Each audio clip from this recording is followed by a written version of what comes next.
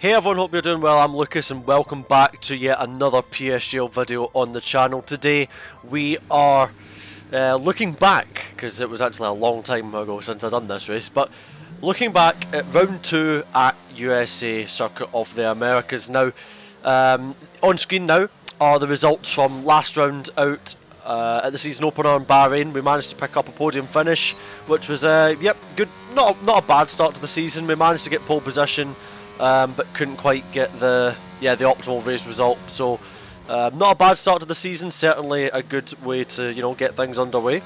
But here we are for our first run of Q1. Just jumping straight into it. I'll be showing all of the qualifying runs on boards effectively. So run 1 Q1, and yeah, I mean this was a. Yeah, I mean, Kota is such a technical track. It's very, very demanding. It's very easy to, as you're seeing me do my best drift impression, get it extremely wrong and cost yourself a lot of lap time. So, yeah, it was quite an interesting one, generally speaking, to prepare for and do. But, yeah, for this race, awesome. I believe I was experimenting with a few things that were different from the first round that I certainly didn't continue with after this race, as you'll probably see. But yeah, tried a few experiments for this round to see if I could find a better sweet spot on a few things. Just to try and get 100% comfortable with various different elements, which is always a massive work in progress on an F1 game. Every year you're trying to find what works, what doesn't work. But yeah, coming to the end of this lap now. I don't believe it's been that amazing a lap, as we do like a 32.3, which if I remember was pretty slow. Lap, so no surprise there. And I mean, yeah, as I said there, actually, it was no surprise given the level of Ken Block I decided to impersonate. So yeah, heading on now to our final run of Q1. Yeah, opening the lap up now. I'll walk you through this lap, I think. So starting a few thousands down in the delta, no idea how, but yeah, opening the circuit up a little bit, braking just before the line, not quite making it to the apex, unfortunately. We had to be very, very tentative on the exit. As you can see, 400s down before we head into this high-speed S section, opening up the next sequence of corners, focusing on getting the exit really, really nice. As we see now going green on the delta, dropping it to 5th gear, then down to 4th, getting a little bit pushed back from the curb, somehow managing to cut that one, awaiting the 60 FPS ridiculous comments down below, because this was actually 240 FPS, but no one believes me apparently. But yeah, 1.5 tenths up now on the delta. Full feedback is giving up. I need to just get to the end of the lap. So as you can hear, I was actually having like this very weird feeling in the force feedback of my wheel. I had to basically turn the wheel on and off again to fix it, but to describe it, the wheel was starting to like lose feeling. It started to feel quite grainy, but it was yeah, it's not something that happens all the time, but yeah, we just had to sort of survive until the end of the lap. But it's been a clean lap, nothing too risky, nothing too yeah, out of the ordinary, just the sort of lap that would be good enough to get you through nice and comfortably. So heading round now the penultimate corner, getting that pretty nicely set up, not quite getting the optimal apex out of the final corner. DRS open though, yeah, 3 tenths up and setting a very safe lap. My force feedback's dying, like I get ourselves through. Unbelievable. I had no feeling that entire lap, nothing. Well, we didn't have feeling, but we managed to make our way through in this first stage of qualifying. So that was P2 at the end. And yeah, now on to the second part of qualifying. So, opening up the lap now. I believe this is a new set of tyres. I don't think I showed any of the used tyre runs. Because there wasn't really many of them, I don't think. But yeah, heading into turn 1. Getting to the apex this time. So you can see the good thing with doing like comparative laps, I guess, through these videos, or the videos of PSGL that I'm doing at the moment, is you can sort of see from lap to lap the differences that you do, and sort of the differences that you can try and improve as well, which is always very yeah, very interesting. This time holding 5th gear through this section, opting not to try and cut the inside orange curb, which is a bit of RNG because sometimes it can completely spit you off. like we did in Q1 but got away with. So getting to the apex, not opting to use any inside curb, getting very smooth on the power, DRS open, and now this long never-ending back straight of sector 2. We're heading into this braking zone, just merging ourselves onto the middle of the curb. Very tricky corner to get nailed and to try and pick your braking point out. Double short shift up to 5th gear, opening up this sweeping left. Do we get to the apex? Yes, we do. Circuit rises up as you meet the apex. It's quite easy to get a swapper on the exit, then you're flat all the way around. You can actually see the car, the front end, picking up a bit of grip as we nibble a bit of inside curb. Not quite getting this as well in apex as you would have liked through that penultimate corner, but we do get a bit more inside curb going through this last corner. DRS open, dart into the line, and that is a 31.999. And yeah, it's not a good lap, but I had the extra fuel, so... Oh, and I guess from now remembering, having listened to myself, is sometimes when you go from Q1 to Q2 or Q3, the game adds fuel back into your car, which I forgot to take out. So I was running with 2 kg extra fuel, I believe, on that lap, or 1, either or. I don't know, I can't remember precisely, but I think it was 2. But excuses out the way, because, you know, that's apparently what it always is. 100th up, going into this S section now. And yeah, this was where we were P5, as you can see now. But yeah, having a bit of a wiggle as we sort of got to the end of Sector 1. But we had, it looked like quite a clean run of momentum, keeping the speed high. As I say, it was awful, but I think that's regarding to Sector 1. Getting to the apex a little bit tighter this time in comparison to the previous lap. And we are, I believe, looking at the delta near 800s up, 900s up. Dropping to P6 now, so it is ideal if we improve this lap, to put it simply. Dropping down to 4th gear. Dropping down to 3rd, then short shift to 4th and 5th once again. Now a 10.5 up on our delta, drop down to P7. Not quite using as much apex curb, having a little bit of correction on the steering as we exit out that section. And then holding the tight line round here to save the distance, make the route as short as possible, using a lot of curb, having a slight snap of oversteer on the exit of the penultimate corner, one of the nightmare corners of this track, using plenty of inside apex curb on the final corner, and we do a 779, which is fast enough to put us P1 in I'm always losing at turn Q2. 1. Yeah, tricky. Look good now, but so I was complaining about turn 1 there, but it was, at the end of the day, result was the same. We yeah, managed to get through to Q3. And yeah, the first run of Q3 was on a used set of soft compound tyres, so we only had 1 attempt on a brand new set. So yeah, heading on now to pretty much all or nothing. This is when it needs to sort of come together. Heading out of turn 1, not getting to the apex once again. The delta is from a used tyre. But yeah, heading through sector 1 now. It's critical that we try and get this right now. Nice and smooth, dropping it to 6th, but not getting to the apex, not having the confidence on the steering to put the car in the right place, using a bit of curb on the inside there, but not having an optimal run through there. So that was not a very good run through the start of this lap. Now heading down to the hairpin, out to the back straight. It looks clean enough, and the delta is a bit sort of, how can I say, misleading given that it was on used tyres, but so far, first half of the lap, not looking very good. Braking now just before 100 metres, just understeering, not getting the car where we want to put it. And having a big snap of oversteer where we're just not hooked up on this lap. It was really, really not coming together.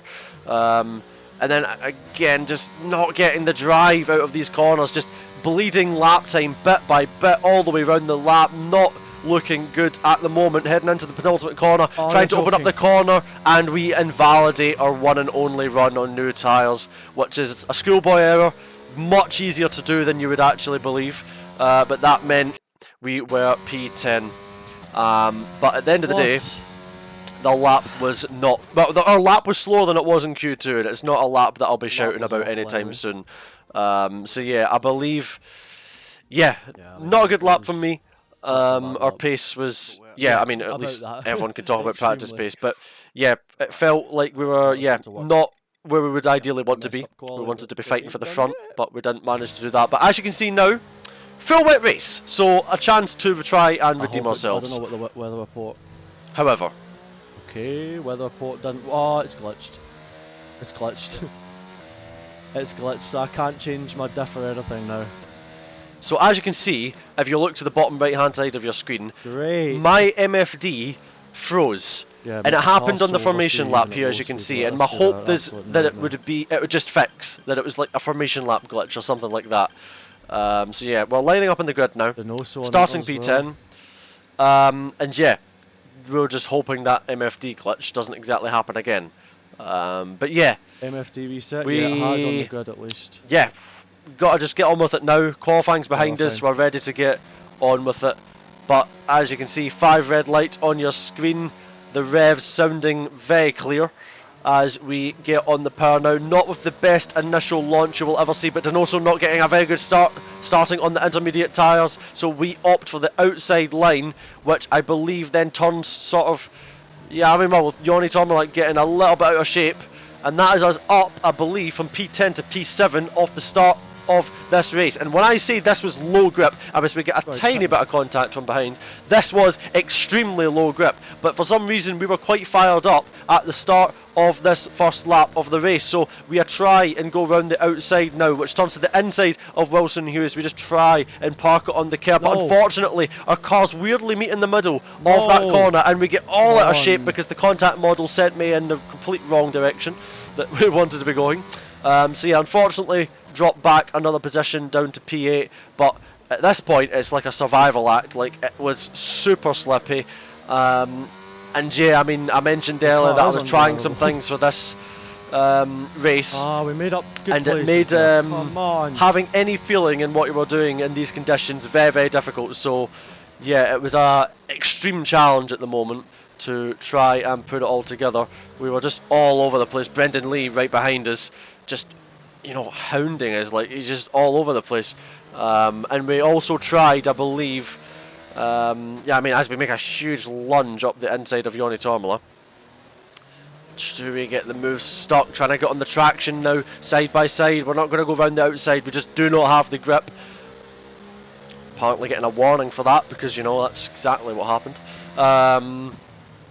So yeah, heading now to round out lap 1 with massive oversteer. We were struggling massively with the rear end. I believe we got some things wrong pre-race with certain settings that we yeah, I can't tell my throttle input because I can't hear the throttle input. Do you know what I mean? I'm just complaining about the game audio getting a little bit buggy as we make a pretty silly lunge on Yoni, which was completely my bad there.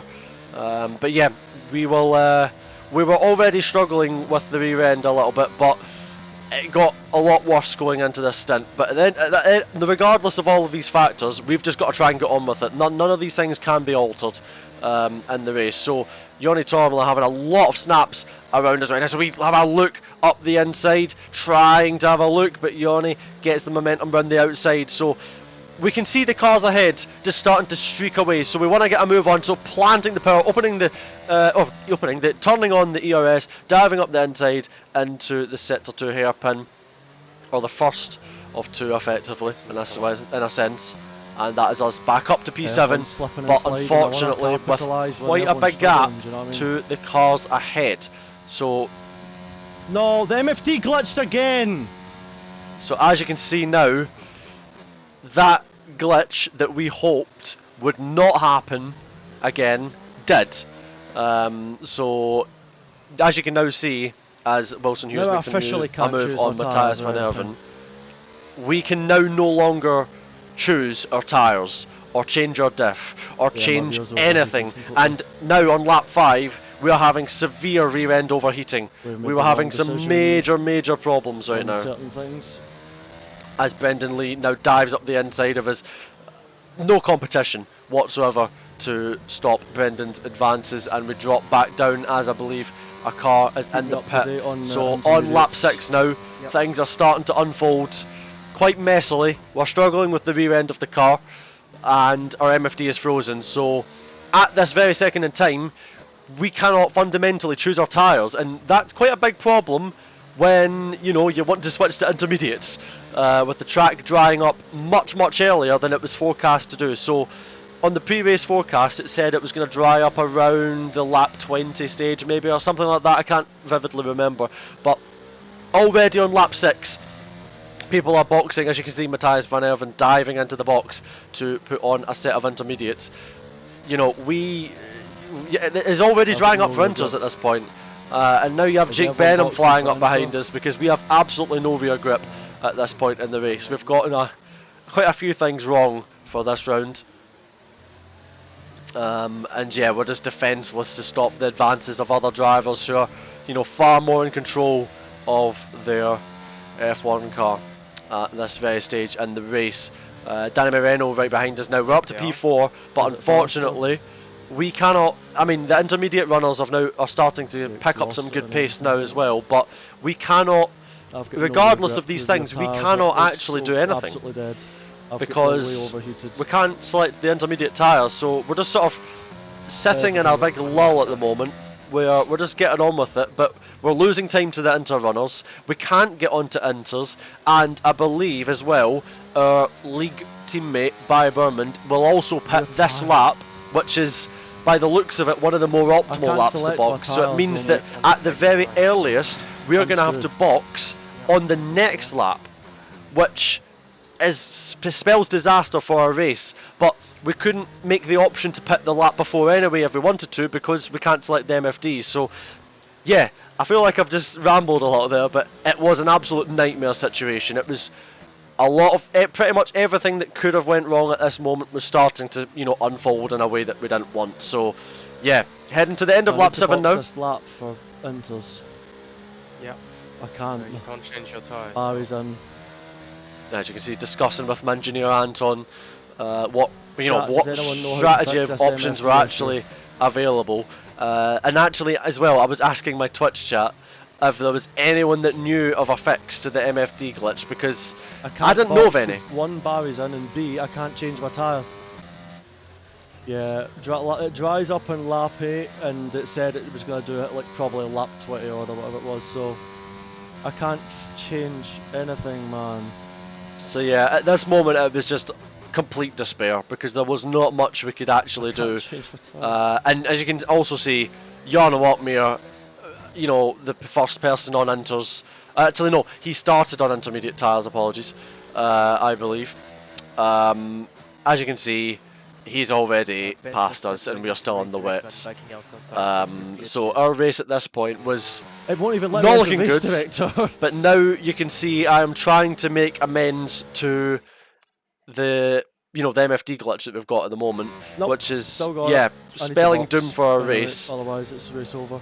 And we are trying to box regardless of these things now to try and, you know, solve what problems we've got. But into the box now on lap 8, going into race director to try and solve the problems we've got as we box and there's nothing I can do about this. The MFD is stuck. I can't change anything. Oh, now it fixes after I've done the pit stop. So the MFD that had completely frozen fixed immediately after the pit stop. At this point, it was like turning the knife. It was extremely frustrating. So having to box immediately again on the next lap. We're already P17. Yeah, things were not unfolding in a favourable way, unfortunately, at this stage in the race. So, yeah, finally getting ourselves onto intermediate tyres. And yeah, at this point, we've just got to accept the reality that we need to just try and get on with it. Never ever give up. You know, we don't know if there's going to be a safety car or anything later in the race, but yeah, we just need to try and get on with it now.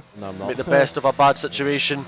And yeah, skipping on many laps later, we are now boxing 1 lap too late for inters, dries, because I believe we had to wait an extra lap because Barry had to pit as well. But which is the way it goes when you're the second car on the train. So yeah, making another pit stop, finally onto the dry tyres. Still well out of contention in this race, unfortunately. And yeah, it was a very lonely race after the opening couple of laps, as you can sort of tell, I guess, by this point. There was not really so much we could do to, yeah, make up ground in this race. But we never gave up. We kept at it the entire time, because you never know what's going to happen. You know, if you retire and give up, and when you're 30 seconds behind, you never give when up, the safety car's still available or optional, then you know it's never going to happen. And you can, I mean, I'm basically talking over myself saying the exact same thing when I actually was doing this race.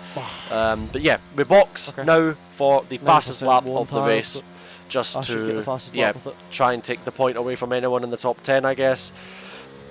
So yeah, on to lap 28 after a very lonely race. No safety cars, no, I mean, surprisingly no safety car or anything like that after, you know, the shenanigans of yeah, the wet and winter stuff. But here we are, lap 28, going for the fastest lap.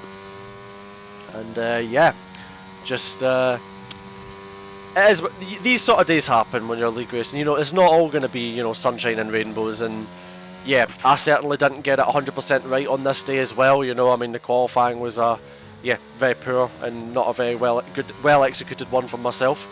But yeah, at the end of the day, it was a learning process as Jan Ottmeyer takes the win, having started on the intermediate tyres with his, you know, his classic F1 esports strategy, which has paid off well for him. So congratulations to him.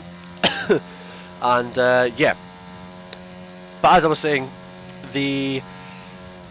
everything, you know, it's not all going to go well. I mean, I learned a lot of things not to repeat, let's say, for the next time I did a league race in this race. There was a lot of things I tried and certainly didn't repeat, but it was good to try them now and get it wrong, you know, in this than have to do it further down the line. So yeah, heading now round the final sector on our fresh, well, I say fresh soft tyres, but our, you know, decent soft tyres. Sorry. And yeah, using our energy. Checkered flag. It was a lonely one, but that's how it goes sometimes. We got absolutely, what's the word? Ruined? Yeah. Absolutely nothing we could have done in that race then. Because no matter, I mean, doesn't matter what I say, does it? No matter what I'd done in that race, we were screwed. P1, screwed. P20, screwed.